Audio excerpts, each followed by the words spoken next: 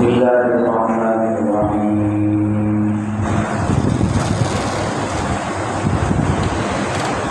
Inna anzalna at-taurata fiha hudan wa nur yahkumu biha an-nabiyyuna alladhina aslamu lilladhina hadu والربانيون والأحبار بما استحفظوا من كتاب الله وكانوا عليه شهداء فلا تخشوا الناس واخشوني ولا تشتروا بآياتي ثمنا قليلا ومن لم يحكم بما أنزل الله فأولئك هم الكافرون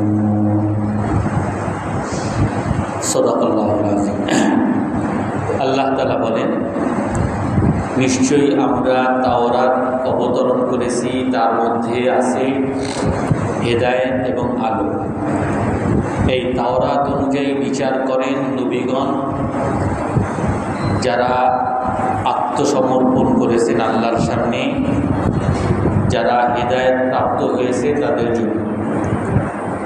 আর এই তাওরাত অনুযায়ী বিচার করেন আল্লাহওয়ালাগণ, পণ্ডিতগণ, কারণ তারা আল্লাহর কিতাবকে সংরক্ষণ করেছে, তারা এই কিতাবের উপরে সাক্ষী থেকেছে। অতএব তোমরা মানুষকে ভয় করো না, তোমরা আমাকে ভয় করো।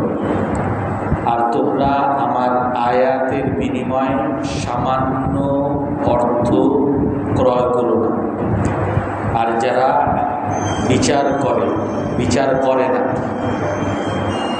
যা আল্লাহ তাআলা অবতরণ করেছে, তারাই হলো কাফের। আমরা এই আয়াতের প্রথম অংশ গত সপ্তাহে আমরা আলোচনা করেছি। তাওরাত আল্লাহ তাআলা অবতরণ করছেন, তাওরাতের মধ্যে হেদায়েত আছে। তাওরাত অনুযায়ী নবীগণ বিচার করেন, আল্লাহওয়ালাগণ বিচার করেন, পণ্ডিতগণ বিচার করেন। তাওরাতের কথা বলা হয়েছে। আর আমরা জানি, এক হাদিসের মধ্যে রাসূলুল্লাহ সাল্লাল্লাহু আলাইহি ওয়াসাল্লাম বলেন, লা ইউমিনু বি ইয়াহুদিয়্যুন আও নাসরানিয়্যুন ওয়া ইল্লা ওয়া দাখালান নার। ইয়াহুদি বা খ্রিস্টান যারা আমার কথা শুনছে আর আমাকে যারা বিশ্বাস করে না, আমার উপর ঈমান যারা আনে নাই, তারা জাহান্নামে প্রবেশ করবে। এবং ইয়াহুদি ধর্ম, খ্রিস্ট ধর্ম, এগুলো বিকৃত হয়ে গেছে, এগুলো রহিত হয়ে গেছে। তো আল্লাহ তাআলা তাওরাতের কথা কেন বলতেছেন?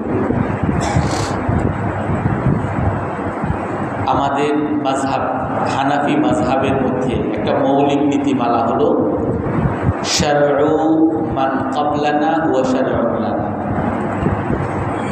আমাদের আগের যে সকল নবীগণের ধর্ম, শরীয়ত, আগের নবীগণের শরীয়তই আমাদের শরীয়ত।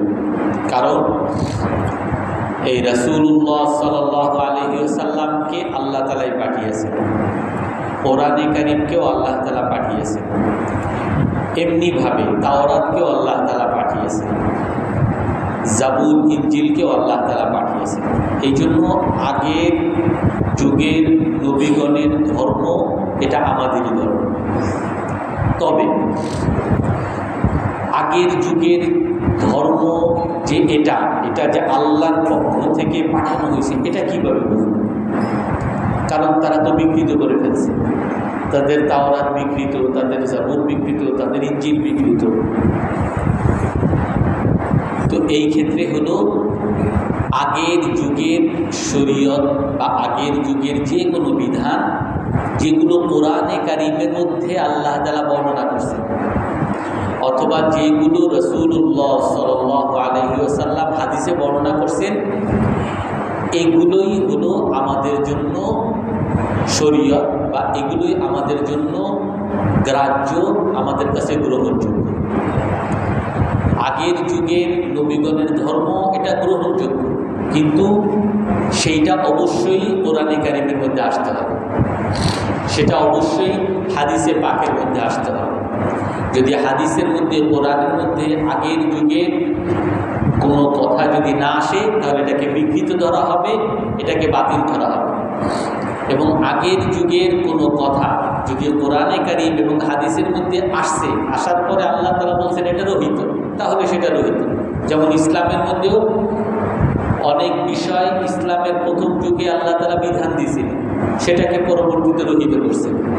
তার মধ্যে কাদানারা তাকাল্লুবা ওয়াজহিকা ফিস সামা, তার মধ্যে ইসলামের প্রথম যুগে আমাদের কেবলা, আমরা এখন নামাজের মধ্যে যে কেবলা, যেই দিকে ফিরে নামাজ পড়ি সেটা হলো বাইতুল্লাহর দিকে।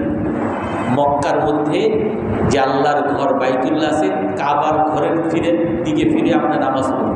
কিন্তু ইসলামের প্রথম যুগে নামাজ পড়া হইতো মসজিদুল আকসার দিকে ফিরে, কাবা ঘরের দিকে ফিরে, মসজিদুল আকসার দিকে ফিরে নামাজ পড়া হইতো। কিন্তু এটাকে আল্লাহ তাআলা পরবর্তীতে রহিত করে দিয়েছেন। তেমনিভাবে যেই সমস্ত আগের যুগের ধর্ম বা বর্ণনা কোরআনে কারিমের মধ্যে আসবে, এগুলো আমাদেরই ধর্ম হিসাবে ধরে নেওয়া হবে। তো এখানে যে আল্লাহ তাআলা বলতেছেন যে তাওরাত, এই তাওরাত যদিও আগের যুগের ধর্মের কিতাবের কথা বলেন, কিন্তু এটাই আমাদের জন্য বিধান হিসাবে ধরা হবে। আল্লাহ তাআলা কি বলেন যে আমি তাওরাতকে অবতরণ করছি, তাওরাতের মধ্যে হেদায়েত আছে, নূর আছে। হেদায়েত এবং নূর নিয়ে গত সপ্তাহে আলোচনা করেছি। এবং তাওরাত অনুযায়ী বিচার করেন। তাওরাত মানে হলো আমাদের কাছে কোরআনে কারিমের মতো। কোরআনে কারিম অনুযায়ী, তাওরাত অনুযায়ী কারা বিচার করেন? নবীগণ। কোন নবীগণ? যারা মুসলমান, আল্লাহর সামনে নিজেকে পুরোপুরি আত্মসমর্পণ করে দিয়েছে। অতএব কোরআনে কারিম অনুযায়ী তারাই একমাত্র বিচার করবেন, তারাই একমাত্র ফয়সালা করবেন যারা আল্লাহর সামনে নিজেকে আত্মসমর্পণ করছে। যারা আল্লাহর সামনে নিজেকে আত্মসমর্পণ করতে পারেন নাই, তারা কখনো কোরআন অনুযায়ী বিচার করবেন না। তারা নিজের মন অনুযায়ী বিচার করবে। নিজের মনে যেটা চায় কোরআনে কারিমে সেই অংশটাই শুধু মানবে। মিষ্টি খাওয়ার সুন্নতকে মানবে, কিন্তু সুদের নির্দেশনাকে মানবে না। ঘুষ খাওয়া জিনিসের সেটাকে মানবে না। আর আমাদের মধ্যে অধিকাংশ, প্রায় 80% 90% লোক আছে যে তারা রাষ্ট্রের ক্ষেত্রে ইসলামকে মানতে চায় না। যে রাষ্ট্রের মধ্যে ইসলামটারে মসজিদের মধ্যে রাখে, ইসলামটারে ব্যক্তি জীবনে রাখে, ইসলামের রাষ্ট্রটাই নেই, টেনে আনবে না। রাষ্ট্র জীবনে ইসলামকে মানতে চায় না, বিচারাঙ্গনে ইসলামকে মানতে চায় না। অথচ তারাই একমাত্র কোরআন অনুযায়ী, শরীয়ত অনুযায়ী মানতে পারবে যারা আল্লাহর সামনে নিজেকে আত্মসমর্পণ করছে, নিজেকে হে আল্লাহ আপনি যা বলে সব মেনে নিচ্ছে। তো সেই একমাত্র সর্বক্ষেত্রে আল্লাহকে মানতে পারবে। আর আল্লাহকে মানতে পারবে না কারা? ইহুদিরা। ইহুদিদের কথা আল্লাহ তাআলা বলছেন। এই আয়াত নাজিল হয়েছে, তার আগের আয়াতও নাজিল হয়েছে, প্রায় 1.5 পৃষ্ঠা, সামনেও প্রায় 1.5 পৃষ্ঠা। এগুলো নাজিল হয়েছে ইহুদিদের সম্পর্কে। কোন ইহুদি, কেন নাজিল হয়েছিল আমরা বলেছি যে তারা কয়েকটা রেওয়াজ আছে। একটা তো হলো যে তারা তাদের তাওরাতের কিতাবের মধ্যেই যদি কেউ বিবাহিত বেবিচার করত, তাহলে তার বিধান ছিল, তার শাস্তি ছিল পাথর মেরে হত্যা। কিন্তু এটাকে তারা মানতে চায় না, এটা কঠিন হয়ে যায়। এটা না শাসক মানতে চাইছে, না প্রজারা মানতে চাইছে। তো তারা এটাকে বিকৃত করে ফেলছে। তারা ঠিক আছে, থাপ্পড় টাপ্পড় মারো, কোনোভাবে শাসন দিয়ে দাও, মাথা কামিয়ে আলকাতা লাগিয়ে দাও, আর গাধায় করে পুরাও, হালকা বিচার, পাথর মেরে হত্যা, এটাকে তারা বাতিল করে দিছে। এখন একজনকে বাতিল করছে, কিন্তু যারা গরিব তাদের উপরে এটাকে তারা প্রয়োগ করত। তো তারপরে বলে যে আমাদের উপরে কেন প্রয়োগ করবেন? প্রয়োগ যদি করতে হয় আগে শাসকদের উপরে প্রয়োগ করেন, শাসকের আত্মীয় স্বজনের উপরে প্রয়োগ করেন। এখন এটা থেকে বাঁচার কি উপায়? যে সেই যুগের নবীর কাছে যাও। সে তো তাকে আল্লাহ তাআলা সহজ ধর্ম নিয়ে পাঠাইছে, সব কিছুতে সে সহজ সহজ কথা বলে। সে হয়তোবা এই বেবিচারের শাস্তিকে আমাদের মতো কঠোর পাথর মেরে হত্যা এই শাস্তি সে বলবে না, হালকা বলবে। তো যদি হালকা না বলে, আমাদের মতো যদি বিধান বলে, তাহলে কি করবো? তাহলে শুনবা না, তাহলে মানবা না। যদি আমাদের মন মতো বলে মানবা, আমাদের মন মতো যদি না বলে শুনবা না। তো রসুলের কাছে আসছে, রসুল তাদেরকেই ডাকছেন, তাদের যারা পণ্ডিত তাদেরকেই ডাকছেন যে তোমাদের কিতাবে কি আছে সেটা বলুন। তারা কিতাবের উপরে হাত দিয়ে রাখছে। সর্বশেষে তারা স্বীকার করছে যে আমাদের তাওরাতের মধ্যে পাথর মেরে হত্যাই আছে। তো রাসূল সাল্লাল্লাহু আলাইহি ওয়াসাল্লাম বলেন যে আমি ওই বিধান, যেই বিধান আল্লাহ তাআলা আগেই তাওরাতের মধ্যে দিয়েছে, এটাকে আমি বাস্তবায়ন করব। এটা এই পুনরুজ্জীবিত করা ছাড়া আমার কোনো উপায় নেই। তো যখন রাসূল তাদেরকে এই বিধান দিয়েছেন, তারা মানতে চায় না, তারা তাদের মন মতো চলার চেষ্টা করছে। এক বর্ণনা। আর এক বর্ণনা আসছে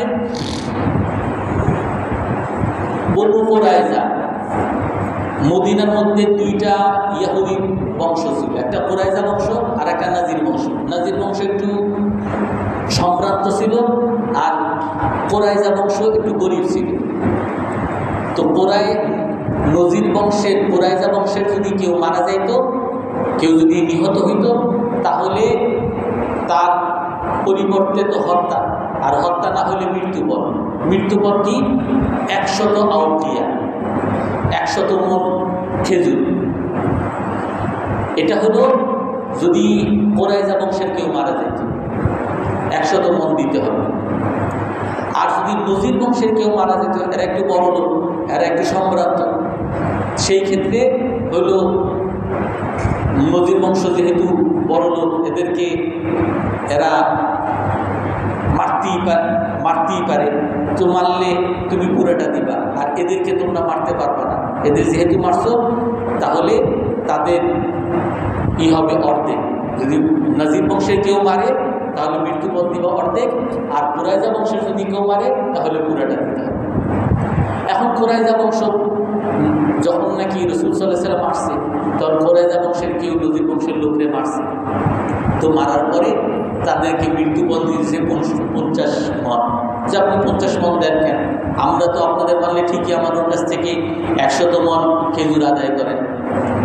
বলে এত আমরা আদায় করি ঠিকই, কিন্তু তোমরা তো আগের থেকে আমাদেরকে পুরাটাই দিতা, আমাদের কাছ থেকে তো অর্ধেকই দিতা। বলে আগে তো দিতাম আপনাদের ভয়, এখন তো আপনাদের ভয় করার কিছু নেই। এখন তো মুহাম্মদ সাল্লাল্লাহু আলাইহি ওয়াসাল্লাম আসছে, কারণ মুহাম্মদ সাল্লাল্লাহু আলাইহি ওয়াসাল্লাম শাসন চলে, কারণ ইনসাফ, ন্যায় বিচার চলে। আপনাদের ওই জুলুমের দিন শেষ, আপনাদের কথা আর চলবে না, তেমন পুরোটাই দিতে হবে দিনে। এখন নজির বংশ দিতে চান, তো তখন তাহলে আমরা মুহাম্মদ সাল্লাল্লাহু আলাইহি ওয়াসাল্লামের কাছে যাব বিচার নিয়ে। এখন নজির বংশের যখন শুনছে তারা মুহাম্মদ সাল্লাল্লাহু আলাইহি ওয়াসাল্লামের কাছে যাবে, যদি যায় তাহলে তো পুরা 100 মণি দেওয়া লাগবে। তখন তারাই নজির বংশের কিছু লোককে পাঠাইছে, যাও, মুনাফিকদের মাধ্যমে পাঠাইছে, রাসূলের কাছে গিয়ে দেখো যে একজনকে হত্যা করলে কত দেওয়া লাগবে। আমরা তো আগে সবসময় 50 মণি দিতাম। তো রাসূল সাল্লাল্লাহু আলাইহি ওয়াসাল্লাম বলেন যে হয়তো হত্যার বদলে হত্যা, আর না হয় 100 মণ। বলে না, আগে তো আমরা 50 মণ দিতাম, আগে যা কিছু পুরোটাই দেওয়া লাগবে। এখন দেখে যে রাসূল যেহেতু আর ওটা থেকে নামেন না, এখন নজির বংশে না, আমরা মুহাম্মদকে মানি না, নাউযুবিল্লাহি মিন যালিক, যে উনি আর অন্য ধর্মের নবী, আমরা ওনারা মানব না, ওনারা আমরা মানব না, আমাদের ধর্মই আমরা মানব। অর্থাৎ যদি আমাদের মন মতো বিচার করেন, তাহলে এই ইসলামের বা মুহাম্মদ সাল্লাল্লাহু আলাইহি ওয়াসাল্লামের বিচার মানব। আর যদি আমাদের মন মতো বিচার না করেন, তো তার বিচার আমরা মানব। এটাই আল্লাহ তাআলা বলেন, যেই তাওরাত অনুযায়ী, কোরআন অনুযায়ী বিচার কারা করেন? আন-নাবিয়্যুনা আল্লাযীনা আসলামু, নবীগণ যারা আল্লাহর সামনে নিজেকে আত্মসমর্পণ করছে। দুনিয়ার ওই সকল মুসলমানরাই কোরআনের আইন, কোরআনের বিধান মানতে পারবে যারা কোরআনের সামনে নিজেকে আত্মসমর্পণ করছে। আর যে কোরআনের কিছু মানবে, সুবিধার ইসলাম, মিষ্টির ইসলাম মানবে আর কষ্টের ইসলাম ছাড়বে, সে কোরআনের অনুযায়ী নিজেকে আত্মসমর্পণ করতে পারবে না। ওর রব্বানিও, কোরআনকে মানতে পারবে যে আল্লাহওয়ালা হবে, আল্লাহ সন্তুষ্টি চাবে, যে ইসলামকে নিজের স্বার্থের জন্য ব্যবহার করতে চায়, তারা কখনো আল্লাহর সকল বিধান মানতে পারবে না। ভোটের সময় আসছে, মাথায় টুপি দিয়ে আমার ভোট দেন, আমি খুবই ভালো মানুষ। ভোট গেছে, এখন যত সাদা আছে সব আমারে দেন, এখন আমার ভোটের দরকার নেই। কিন্তু আল্লাহর জন্য যদি সে ভালো কাজ করে, ভোটের আগেও ভালো কাজ করবে, ভোটের পরেও ভালো কাজ করবে। যদি আল্লাহর জন্য মানুষের সেবা করে, ভোটের আগেও মানুষের সেবা করবে, ভোটের পরেও মানুষের সেবা করবে। ক্ষমতা থাকলেও মানুষের সেবা করবে, তার দল ক্ষমতা থেকে চলে গেলেও মানুষের সেবা করবে। ওর রব্বানিও, কোরআন অনুযায়ী কারা বিচার করবেন, কারা কোরআন মানবেন, যারা নাকি আল্লাহওয়ালা হবে, আল্লাহ সন্তুষ্টি চাবে। ওয়াল আহবার, জ্ঞানীগণ, যারা কোরআন জানে, যারা আল্লাহকে জানে, আল্লাহকে নিয়ে গবেষণা করে, যে সবসময় চিন্তা করে যে আমার একটা চোখ যদি আল্লাহ তাআলা অন্ধ করে দেন, দুনিয়ার টাকা পয়সা ক্ষমতা, ওবামা বাইডেন কারো ক্ষমতা নেই আমার একটা চোখ দিতে পারে। আমার যদি একটা কিডনি নষ্ট করে দেন, দুনিয়ার কোনো পৃথিবীর কোনো ডাক্তার, কোনো বৈজ্ঞানিক কারো ক্ষমতা নেই আমার একটা কিডনি দিতে পারে। আমার যদি প্রেশার হাই করে দেন, ডায়াবেটিস বানিয়ে দেন, আমার হার্ট যদি ব্লক করে দেন, আমার মাথায় যদি ব্লক করে দেন, আমার যদি স্ট্রোক করে দেন, দুনিয়ার কেউ আমাকে বাঁচাইতে পারে। তো এই সবসময় এই জ্ঞানী লোক যে আল্লাহকে নিয়ে চিন্তা করে, আল্লাহর কুদরত নিয়ে চিন্তা করে, এও আল্লাহকে মানবে, কোরআন মানবে, কোরআন অনুযায়ী পুরোপুরি চলবে। বিমাস্তাহফিজু মিন কিতাবিল্লাহ, এরাই একমাত্র কোরআনকে সবসময় আঁকড়ে ধরবে। তাওরাতকে ইহুদিরা আঁকড়ে ধরবে, আর মুসলমানরা কোরআন অনুযায়ী দেখবে কোনো সমস্যা আসছে কোরআনে কি বলে। স্ত্রীর সাথে স্ত্রী বেয়াদবি করতেছে, স্ত্রীর আমি ধমক দিয়ে ফেলছি, তারে মেরে ফেলছি, এখন কোরআনে কি বলে, হুজুর কি বলে, আমি কি করব? আমার স্ত্রী তো আমার মানে না, স্ত্রী তো বাপের বাড়ি চলে গেছে, আমার ভাই তো আমার সম্পত্তি দখল করে নিছে, আমার বোন আমার সম্পত্তি দখল করে নিছে, এখন কোরআনে কি বলে? কোরআনে বলে যে আপনার বোন যেটা নিছে এটা তো আপনার বোনের পাওনা, বাবার উত্তরাধিকার সম্পত্তির মধ্যে আপনি 2 ভাগ আর আপনার বোন 1 ভাগ, তো আপনার বোন একটা নিছে, আপনার তো 2টা দিচ্ছে, তো এটা তো তার পাওনাটাই নিছে, এটা তো মানা যায় না, কেউ তো দেয় না বলবে, সে কেন নিয়ে গেল? আপনি কোরআন যদি মানেন, কোরআনকে আপনি সংরক্ষণ করবেন, কোরআনে যা যা আছে এগুলোকে আপনি খুঁজবেন, তালাশ করবেন যে কোরআনে কি আছে, হাদিসে কি আছে, ইসলামে কি আছে।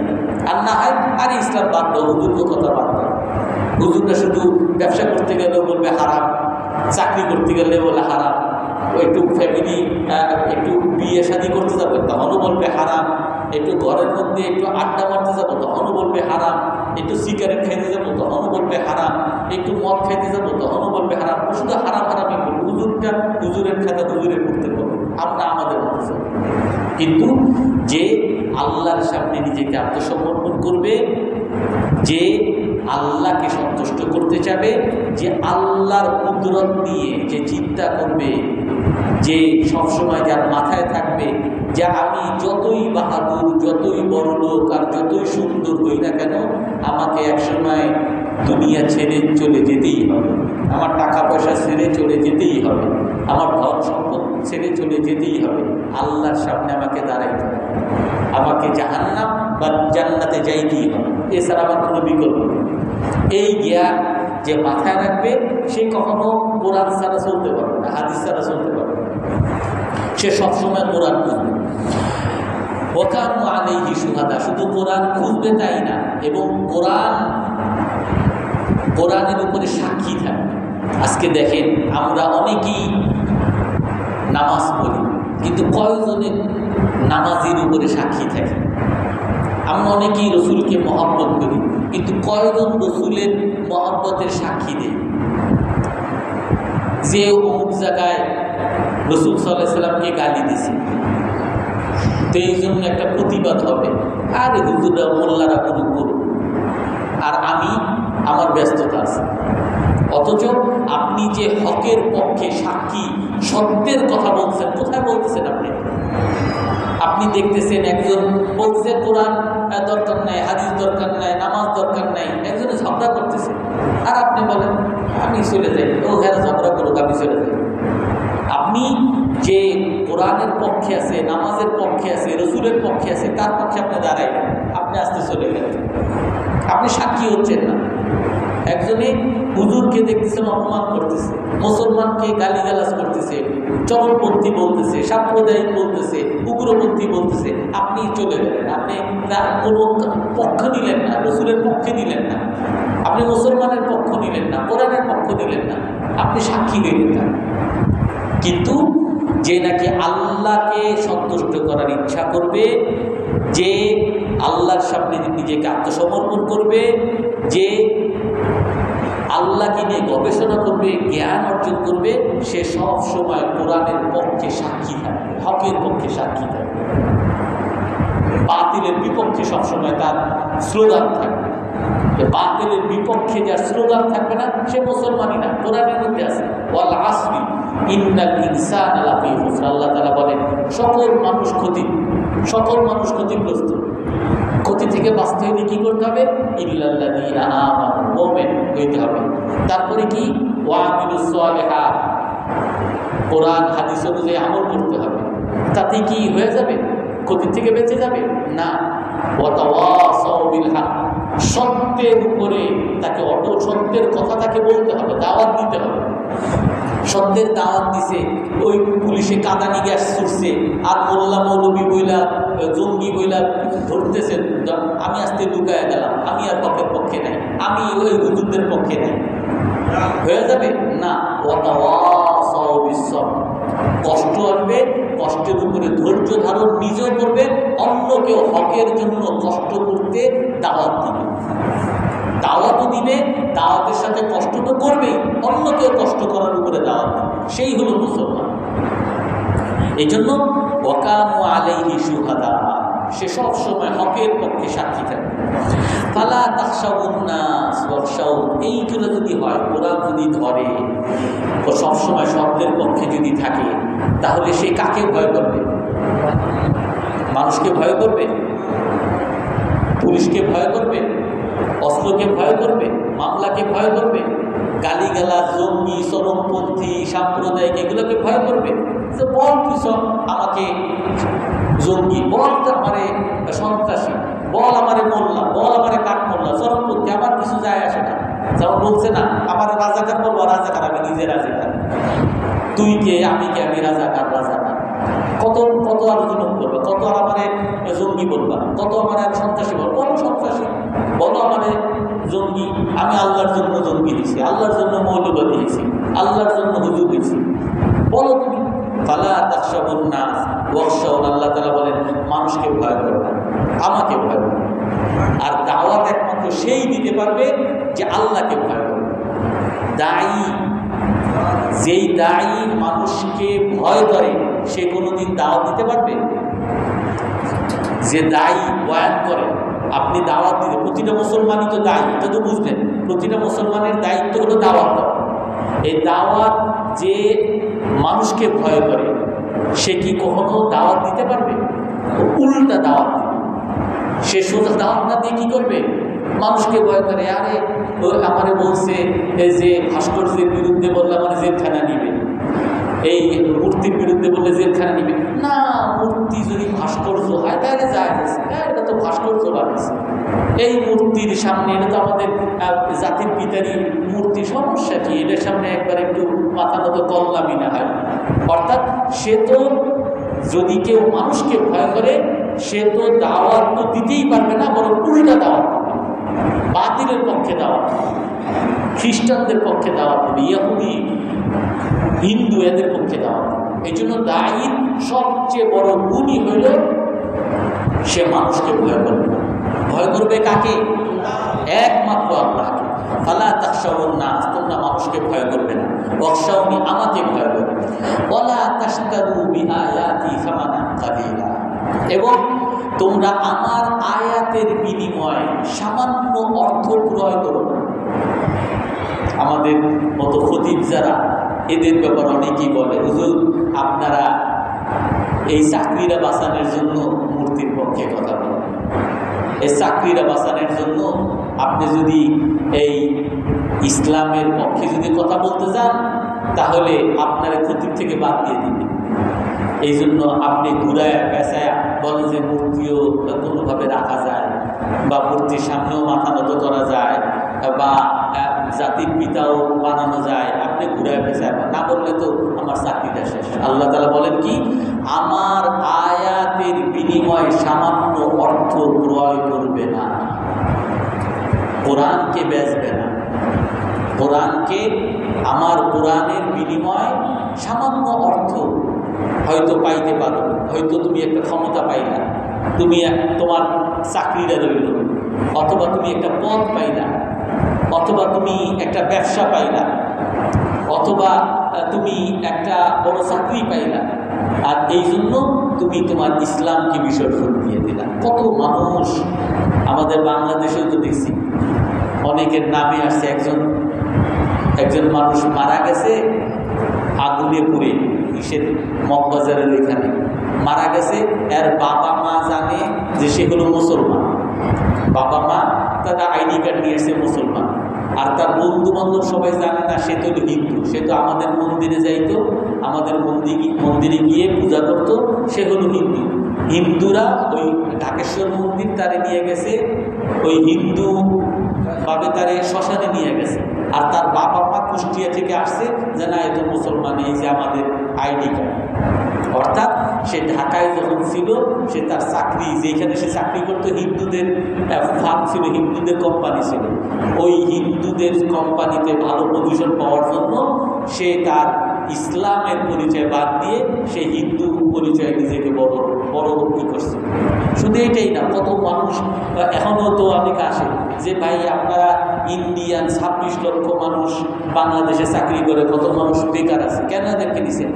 অনেকেই নাকি বলে, পেপারের কথা কি আমি বলতেছি, যে আমরা যদি হিন্দুদেরকে আমাদের ফার্মে না রাখি, তাহলে সরকার থেকে বলা হয় আমরা আরেক দলের লোক, আমরা জঙ্গির দলের লোক।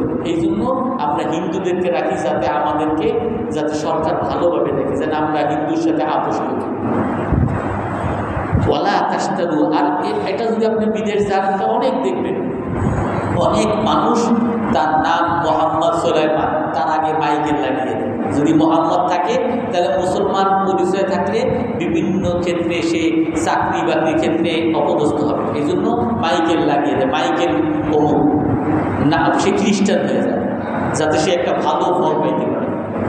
এটাই বলা, ওয়ালা তাশতারু বিআয়াতি থামানান কলিলা, আমার আয়াতের বিনিময়ে তুমি সামান্য অর্থ ক্রয় করবে না। তাফসীরে নাবুলসির মধ্যে একটা দৃষ্টান্ত দিয়েছে, যেটা হলো সামান্য অর্থ ক্রয়। এটা একটা দৃষ্টান্ত। আপনার কাছে একজনের একটা চেক দিছে, এই চেক হলো 1 কোটি টাকার একটা চেক, কিন্তু আপনি, আপনার দরকার হয়েছে এই বাসা ভাড়ার বিদ্যুৎ বিল, এবং আপনি দোকান থেকে কিছু কিনতে চান, তো আপনার এই ফোন নাম্বার লেখা একজনকে পাঠাবেন ফ্লেক্সি লোড করার জন্য, আর কোনো কাগজ পাইতেছেন না।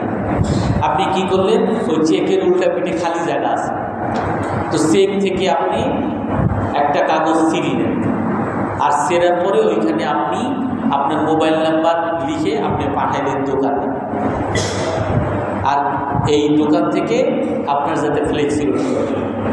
এখন ওই যে যার কাছে চেক নিয়ে গেছে, সে দেখে আরে এটা তো চেক, তাও আবার 1 কোটি টাকার চেক। এখন আপনি যদি 1 কোটি টাকার চেক, এইটা যদি একটা মানে ময়লার কাগজের মতো ফ্লেক্সি লোড করার জন্য যদি দোকানে পাঠান, আপনারা কেউ বুদ্ধিমান মনে করবে? কি মনে করবে? আপনি গাধা মনে করবে, যে আর মাথায় বুদ্ধি শুদ্ধি নেই, মনে কিছু বুঝে না, কোনটা 1 কোটি টাকা আর কোনটা 2 টাকা এটা বুঝেই না। কোরআনে কারীম হইল 1 কোটি টাকা দাম।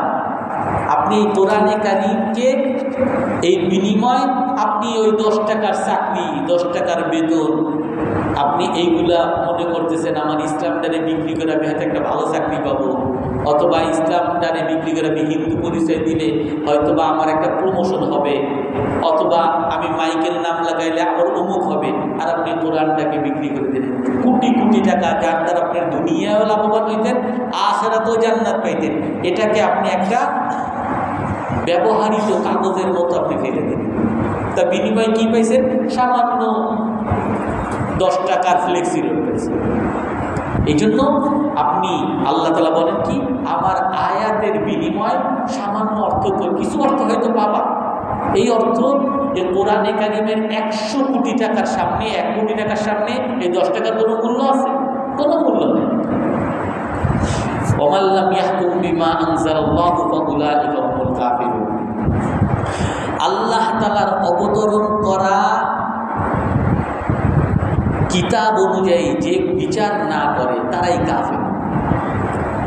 এরকম 3টা আয়াত।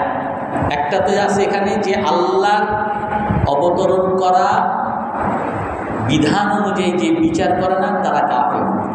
পরের আয়াতে আছে যারা আল্লাহর অবতরণ করা বিধান অনুযায়ী বিচার করে না তারা জালিম। তারপরে আছে যারা আল্লাহর অবতরণ করা বিধান অনুযায়ী যারা বিচার করে না তারা পাপী। 3টে শব্দ আছে। এই শব্দটা একটু ব্যাপক আলোচনার বিষয় আছে, সংক্ষেপে শুধু একটু বলি, আগামী সপ্তাহে বলব। এই আয়াত অনেক বিভ্রান্তি আছে, শুধু এই আয়াতটা অনেক বিভ্রান্তি। একটা সময় আমাদের বাংলাদেশে জেএমবি নামে, আপনারা জানেন জেএমবির একটা উত্থান হয়েছিল। তারা একদিনেই সারা বাংলাদেশের 64 জেলায় বোমা হামলা করছিল। জেএমবি একটা জঙ্গি বাহিনী।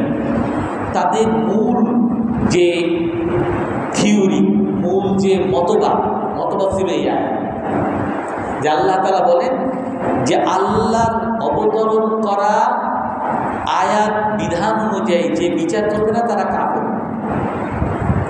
তো যারা এখন বাংলাদেশের বিচারাঙ্গন আছে, বিচারালয়, এরা কেউ আল্লাহর বিধান কোরআন অনুযায়ী বিচার করে না। কোরআন অনুযায়ী বিচার করে কেউ? কোরআন অনুযায়ী বিচার করে না, তারা সব কাফের। যারা বাংলাদেশের শাসন ক্ষমতায় আছে এরা কেউ কোরআন অনুযায়ী শাসন চালায় না, এরাও কাফের। যারা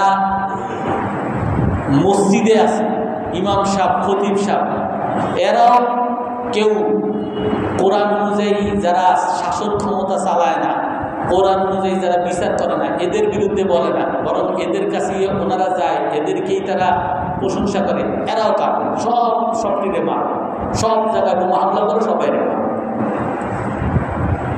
এই যে তারা যে ব্যাখ্যাটা করে, কোরআনের বাহ্যিক অর্থ ঠিক আছে, যে কোরআনের অবতরণ করা আয়াত অনুযায়ী যারা বিচার করে না তারা কাফের, এটা বাহ্যিক। কিন্তু এর তাফসীর কি, এর অর্থ কি? আর এর তাফসীর কোরআনে কারিমে যে কোনো আয়াতের তাফসীর একমাত্র সেটাই গ্রহণযোগ্য যেটা রাসূলুল্লাহ সাল্লাল্লাহু আলাইহি ওয়াসাল্লাম আমাদের কাছে বলেছেন। এই আয়াতের তাফসীর এইটা। আর এটা আমরা কেমনে বুঝবো? হাদিসের মাধ্যমে তাফসীরগুলো যেগুলো আমাদের সামনে আসছে, আমরা কেমনে এটা পাবো? নির্ভরযোগ্য যে তাফসীরের কিতাব, তাফসীর ইবনে কাসির, তাফসীর ইবনে কুরতুবী, তাফসীরে বাগাবী, তাফসীর তাবরী, অনেক হাদিসের কিতাব, অনেক তাফসীরের কিতাব আছে। এই সমস্ত তাফসীরের কিতাবে কি তাফসীর লেখছে, আপনি যদি তাদের কথাও মানি, তাদের কথাও যদি ধরে নিই যে কোরআন অনুযায়ী বিচার যে করে না তারা কাফের, তো আমাদের বিচারালয়ে কোরআন নাই, কোরআন অনুযায়ী বিচার হয় না, তো তাহলে তারা কাফের। যদি এটাও ধরে নিই, কোরআনে কারীমের মধ্যে আর রাসূল সাল্লাল্লাহু আলাইহি ওয়াসাল্লাম হাদিসের মধ্যে বলছেন, ইন্নাল্লাহা হাদ্দা হুদুদা ওয়া হাররামা আশিয়া ফালা তানতাহিকুহা। আল্লাহ তাআলা অনেক জিনিস বৈধ করেছেন তোমাদের জন্য, অনেক জিনিস তোমাদের জন্য হারাম করেছেন, অনেক বিধান তোমাদেরকে দিয়েছেন, এগুলোকে তোমরা লঙ্ঘন করবে না। ওয়াসাকাতা আন আশিয়া, বাইহাকী শরীফের সহিহ হাদিস। এবং অনেক জিনিস থেকে চুপ রয়েছেন। আর এগুলো চুপ রয়েছেন কেন? তোমাদের উপরে দয়া করে, আল্লাহ ভুলে গেছেন যে এই বিধানটা বলা দরকার ছিল, বলা হয় না, এমন না। আল্লাহ বলেছেন গায়রা নিসিয়ান, ইচ্ছা করেই আল্লাহ তাআলা চুপ করেছেন, এটা বলেন নাই তোমাদের উপরে দয়ার জন্য। ফালা তাবহাসু আনহা, অতএব তোমরা এগুলো তালাশও করতে যাবে না, অর্থাৎ এগুলো তোমরা করতে থাকো। তো বিচারক, আমাদের যে বিচারালয়গুলো, যদিও কোরআনে কারীম, তারা কোরআনে কারীমকে বিধান মানা হয় না, কিন্তু যেই সকল বিচারগুলো এখন করা হয়, যত আইন আদালত বর্তমানে বাংলাদেশে আছে, কোন আইন আদালত কোরআনে কারীমের বিরুদ্ধে, কোরআনে কারীম বলছে এটা করো আর সে বলছে এটা করবো না, এরকম বিরুদ্ধের কোনো আইন আছে? বরং যত সরকার আসছে ক্ষমতায়, সকল সরকাররা বলছে যে আমরা কোরআন এবং হাদিসের বিরোধী হয় এমন কোনো আইন আমরা সংবিধানে রাখবো না, আমাদের আইনে রাখবো না, আমাদের আদালতে রাখবো না। কোরআনে কারীমের বিরুদ্ধে বিরুদ্ধাচারণ করে কোনো আইন নেই। আপনি বলবেন হাত কাটার বিধান তো নেই, হাত কাটার বিধান আল্লাহ তাআলা বলছেন এইটা করো, আপনি এটা মানবেন না বা মানতে পারেন না, আপনি অন্য একটা বিধান দিছেন। এই ক্ষেত্রে আল্লাহ তাআলা কি বলছেন যে না, যদি তুমি একজন দুর্নীতিবাজ ধরো তার তোমার হাত কাটতেই হবে, এমন বলছেন? বরং এই যদি কোনো চোরকে ধরেন, কোনো দুর্নীতিবাজকে ধরেন, এর মধ্যে অনেক সুযোগ আছে যে কি আসলেই চোর কিনা, প্রমাণিত হয়েছে কিনা। যদি প্রমাণিত না হয় তাহলে তাকে হালকা শাস্তি দেওয়া যায়, বা বিভিন্ন ক্ষেত্র আছে। অর্থাৎ এগুলো থেকে চুপ রয়েছে না আল্লাহ তাআলা। এই জন্য যেই সকল আদালতের যতগুলো নিয়ম আছে, কোথাও এমন নাই যে কোরআন মানা যাবে না, হাদিস মানা যাবে না, ইসলামের মসজিদের ধারে কাছে যাওয়া যাবে না, এমন কোনো আইন নেই। অতএব কোরআন বিরোধী, হাদিস বিরোধী কোনো আইন নেই যে আইনের উপরে আমাদের বিচারাঙ্গনে, বিচারালয়ের কোনো কাজ হয় বা কোনো সরকার এসে ওই কোরআন এবং হাদিস বিরোধী কোনো কাজ হয়। এটা হলো যদি আমরা মেনেও নেই এই আয়াত। কিন্তু এই আয়াতের অর্থ এটাও না। এই আয়াতের অর্থ হলো যারা আল্লাহর অবতরণ করা বিধান অনুযায়ী বিচার করে না তারা কাফের। কারা কাফের? যারা বিচার শুধু করে না বরং এটাকে অস্বীকার করে। কাফের হলো তারাই যারা এটাকে অস্বীকার করে, যে আমি এই হাত কাটার বিধান, যে ছুরির বিধান, যে হাত কাটার, এইটারে আমি মানি না, এটা আমি অস্বীকার করি। আল্লাহর বিধানে লিখেছেন এটা পুরাই কি হবে, আল্লাহ তাআলা বেবিচারের শাস্তি বিধান দিচ্ছে পাথর মেরে হত্যা, এটাকে আমি মানি না। যে অস্বীকার করে সে কাফের। কিন্তু কেউ যদি অস্বীকার না করে, যেটা আল্লাহর বিধান কোরআনের মধ্যে আছে, আমি এটাকে সম্মান করি। আর চোরের বিধান হাত কাটা, এটা কোরআনে আছে, সম্মান করি। কিন্তু আমার দেশে এই বিধান নাই, আমার দেশে ইসলামী সরকার নাই।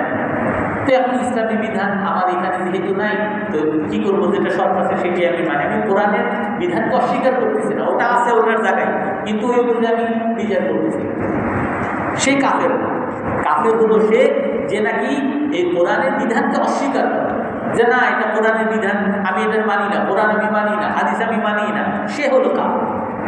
কিন্তু কেউ যদি শুধু বিচার না করে তাহলে ওই ব্যক্তির মতই হবে যে বিশ্বাস করে নামাজ পড়া দরকার কিন্তু নামাজ পড়ে না। অনেক মানুষ আছে না, অনেক মানুষ আছে যে তারা বিশ্বাস করে নামাজ পড়া দরকার কিন্তু নামাজ পড়ে না, আছে না এরকম? আর যে নামাজ পড়ে না তারা আপনি কাফের বলবেন? অনেক মানুষ আছে দাঁড়িয়ে রাখে না, হাজার হাজার মানুষ আছে, কিন্তু সে বিশ্বাস করে যে দাঁড়িয়ে রাখানো বিশুদ্ধ, তারা আপনি কাফের করবেন? তারা আপনি হত্যা করবেন?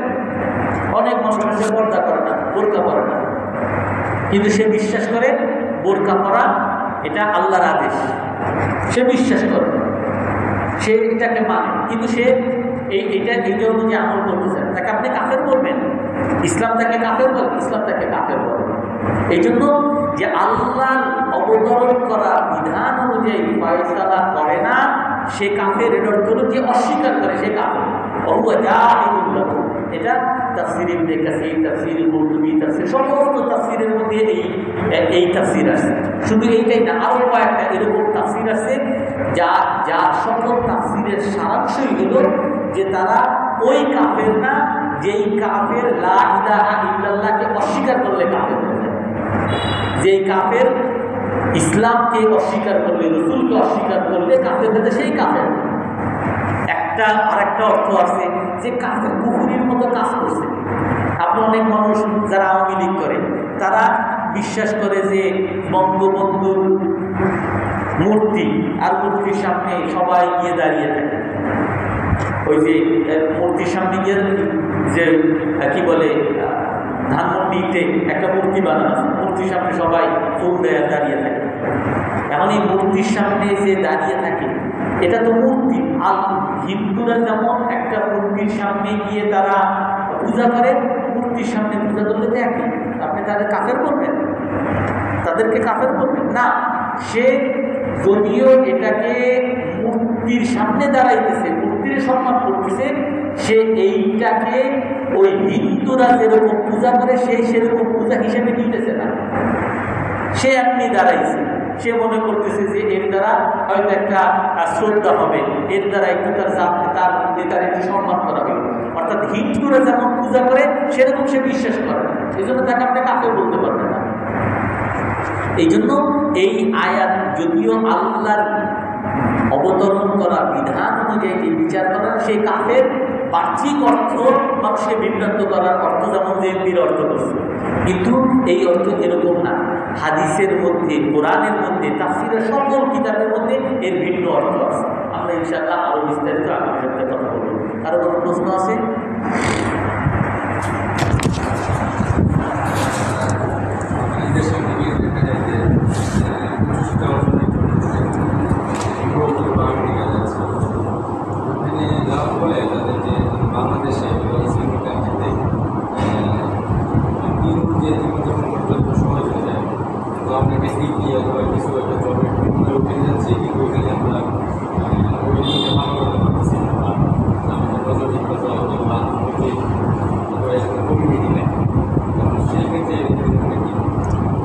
বিধান তো কোরআনে কারীমের মধ্যে খুব স্পষ্ট আসছে যে আলাম তাকুন আরদুল্লাহি ওয়াসিআ, আল্লাহর জমিন কি প্রশস্ত না?